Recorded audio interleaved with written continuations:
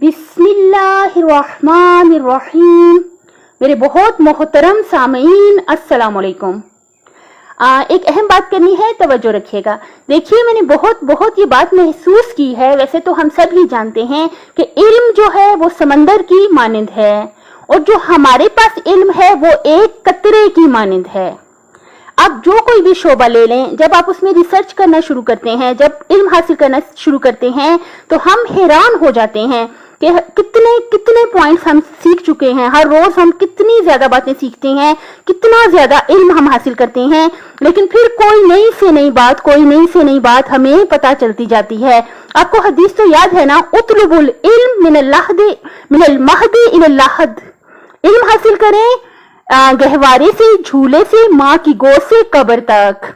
देखें, इससे भी साफ पता चलता है कि इल्म जो है वो उसकी कोई हद नहीं है कि हम कहें कि अब हमने इल्म हासिल कर लिया है तो सारा हासिल कर लिया है।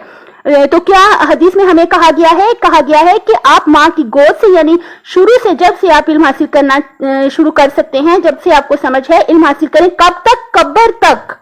100 साल आपकी जिंदगी, जितनी जिंदगी है, नए पॉइंट्स आप जिस शोबे में भी तहकीक शुरू कर दें, हम हैरान हो जाते हैं। हम कहते हैं कि माशाल्लाह हमने कितना सीखा है, बहुत सीखा है। हम हर रोज कितना सीखते हैं, कितना इल्म हासिल करते हैं, लेकिन उसके बाद भी नई और उससे भी नई बातें समझ में आती हैं। इंसान जब सीखता है तो हमें चाहिए हमेशा हम जो है अपने आप में, मतलब हम ये बेसिक नेचर अपनी बना लें कि हम जो है वो इल्म हासिल करते रहें, नए पॉइंट सीखते रहें। लर्निंग एटीट्यूड हमारा होना चाहिए। आजकल माशाल्लाह, आजकल तो इंटरनेट का दौर है, बहुत आसान है। जिस भी शोबे में आप चाहें, आप इंटरनेट पे भी बहुत सारी तकरीरें और सुन सकते हैं और इल्म हासिल कर सकते हैं, जिससे इंशाल्लाह हम अपनी दुनिया और आखिरत दोनों बेहतर बना लें।